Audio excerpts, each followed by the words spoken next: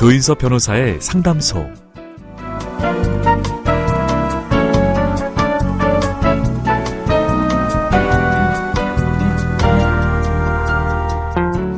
날씨가 맑은 날이 있고 또 흐린 날이 있는 것처럼 우리 삶도 잘 풀릴 때가 있는가 하면 앞이 막막하고 속상할 때도 있죠. 혼자 고민하지 마세요. 제가 들어드리겠습니다. 속 시원하고 정확한 자문으로 법률 문제를 풀어드리는 조인섭 변호사의 상담소, 지금 바로 문을 열겠습니다. 저는 조인섭입니다.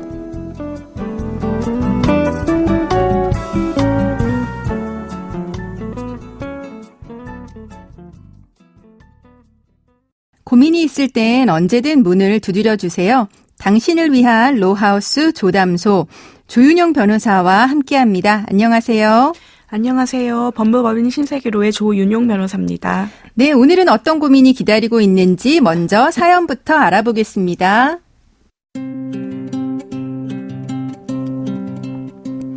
저와 아내는 고등학생 딸과 중학생 아들을 둔 결혼 20년 차 부부입니다.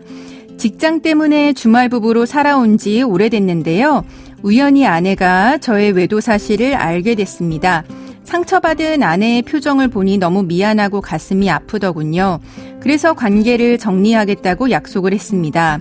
하지만 사람 마음이라는 게 칼로 잘라내는 것처럼 쉽게 정리되는 게 아니었습니다. 저는 이번이 마지막이다 라고 결심을 다지면서 조기 퇴근을 한 뒤 상대 여자를 만났습니다. 그런데 아내는 저의 회사 근처에서 저를 몰래 지켜보고 있었고 그 바람에 저는 아내에게 불륜 현장을 들키고 말았습니다. 가정을 깨고 싶지 않았던 저는 아내에게 거듭 사과하면서 용서를 구했습니다. 다행히 아내도 이혼을 원치 않아서 우리 두 사람은 부부 상담을 받으러 다녔습니다. 아내가 이상해지기 시작한 건 바로 그 무렵부터입니다.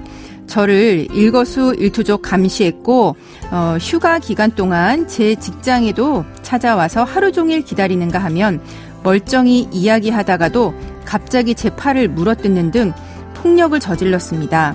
제 잘못이 더 크지만 이런 일이 수없이 반복되다 보니 하루하루 고통스러웠습니다. 차라리 세상을 떠나면 편해질까 싶어서 극단적인 선택을 시도한 적도 있습니다. 저는 아내와 이혼을 하고 싶습니다. 그런데 아내는 이혼만큼은 절대 안 된다는 입장입니다.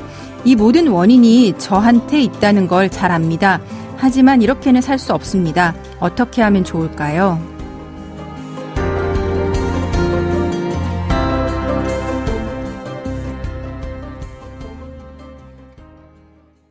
네, 사연자뿐만 아니라 사연자분의 아내분도 힘든 시간을 보내는 중일 것 같긴 합니다. 저희가 사연을 보니 사연자분이 잘못을 하긴 했어요. 그죠? 부정행위를 했습니다. 이런 경우 유책 배우자라고 하는데요. 이혼을 하고 싶으세요, 유책 배우자가. 우리가 흔히 알고 있기로 유책 배우자 이혼 청구 안 된다라고 하는데 유책 배우자의 경우에도 예외적으로 이혼이 가능할까요? 네, 우리 대법원은 유책주의와 파탄주의 중에 유책주의 입장에 있습니다. 네. 그래서 원칙적으로는 유책 배우자 이혼 청구를 허용하지 않는 것이 원칙이지만은 네. 그 예외적으로 오기와 보복의 감정만으로 그 이혼 기각을 구하는 경우처럼 유책주의를 강행하는 것이 지나칠 때에는 좀 예외적으로 허용을 하고 있고. 네, 그리고 또, 최근에도 예. 대법원 몇 년 전이긴 하지만요. 그죠? 유책주의를 좀 완화해서 좀 판결이 또 내려진 게 있었죠. 예, 맞습니다.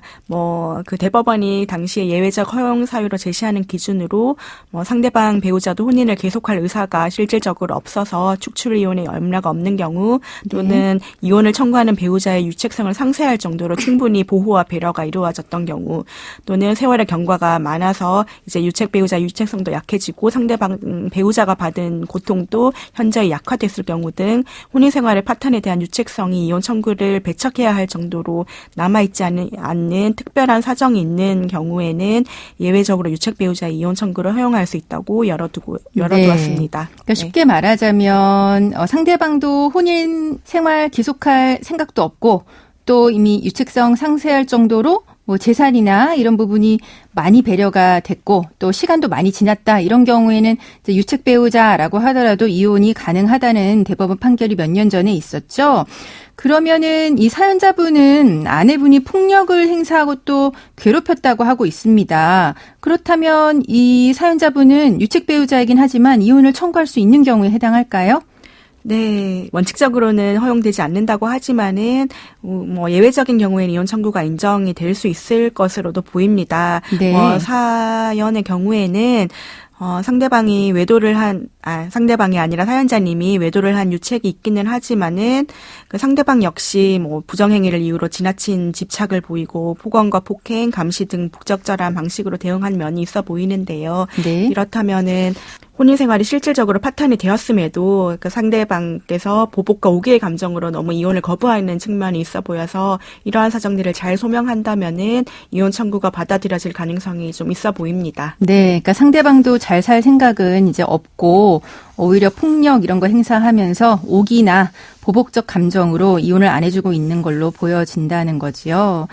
그러면은 사연자분한테는 고등학생 딸과 중학생 자녀가 있습니다.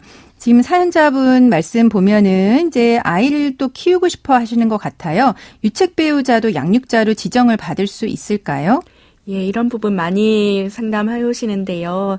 그 부정행위 저지른 잘못한 배우자가 어떻게 아이를 키울 수 있느냐 네. 이렇게 많이 하는데, 그런데 양육권을 판단함에 있어서 가장 핵심적인 기준은 자녀의 복리입니다. 네. 그래서 비록 혼인생활 중 부부 관계에서는 좀 유책이 있었다고 하더라도 자녀와의 관계 역시 배우자와의 관계와 동일할 수는 없는 거라서 양육권 판단할 때 부정행위 사실이 감안될 수는 있겠지만은 부정행위를 했다는 등의 유책 사유가 있다는 사정만으로 곧바로 양육권 지정에서 배제되는 것은 아닙니다. 네. 게다가 지금 아이들이 고등학생, 중학생이에요.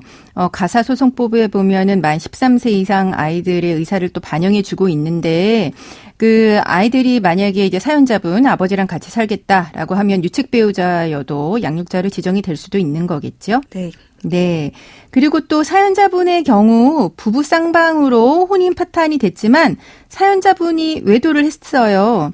위자료 책임 있지 않을까요? 네, 이 부분도 많이 물어오시는 내용인데요. 네. 일방이 부정행위를 한 유책이 있다고는 하지만은 상대방 역시 이 경우에 폭력을 행사하는 등의 유책이 있어서 복합적인 원인들이 작용해서 혼인 파탄이 되었다고 볼 수 있는 경우에 과연 부부 쌍방 잘못으로 혼인 파탄이 됐는데 부정행위한 사람만 책임이 있느냐 이런 질문인데. 좀 더 쉽게 풀어서 말하자면, 이제, 네. 사연자분이 이제 외도를 했어요. 하지만 이후에 상대방이 또 사연자분을 폭행을 하고, 그죠? 물어뜯고, 집착을 했습니다.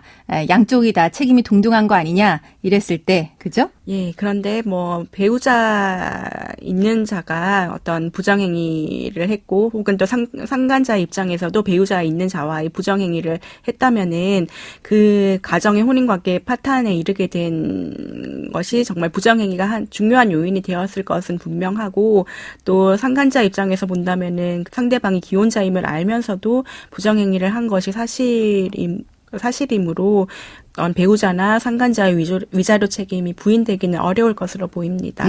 물론 이제 쌍방이 이제 선후의 관계는 있지만 잘못한 거는 있어요. 부정행위가 먼저 있었고 그다음에 이제 그걸로 인해서 갈등이 격화돼서 폭행이 있긴 했는데 이제 파탄의 가장 결정적인 원인이 된 거는 부정행위니까 아무래도 위자료 책임이 있지 않을까 생각한다. 이런 말씀 같습니다. 네. 네.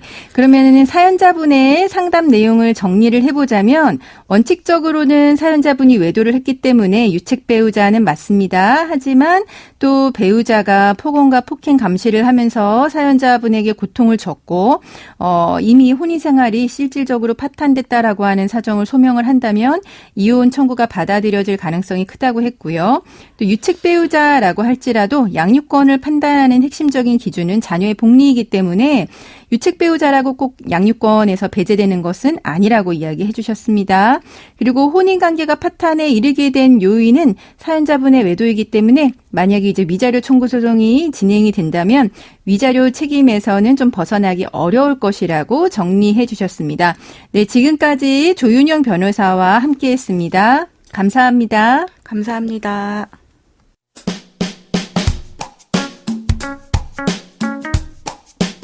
알아두면 쓸데있는 법률 이야기 알쓸법 시간입니다.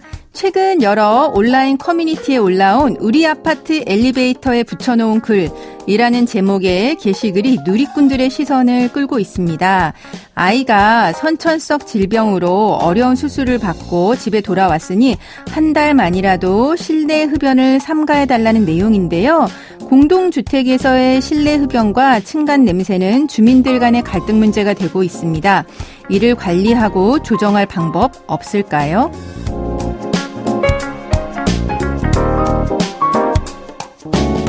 네, 현재 공동주택관리법에는 공동주택 입주자 등은 흡연으로 인해 다른 입주자에게 피해를 주지 않도록 노력해야 한다는 내용이 있습니다.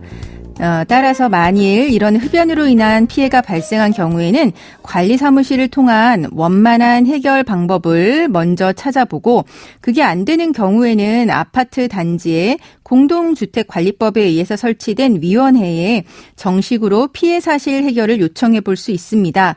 하지만 이런 방법도 안 된다면 공동주택 관리 분쟁조정관리위원회 또는 환경분쟁조정위원회라는 위원회를 통해서 조정 신청을 할 수 있습니다.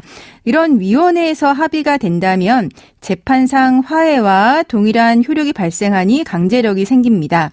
하지만 만약에 이런 방법도 통하지 않는다면 민사소송으로 손해배상 청구를 할 수 있습니다. 소송까지 가는 것이 바람직한 것은 아니지만 이러한 법적 구제 방법이 있다는 것은 알아두시는 것은 도움이 될 것 같습니다.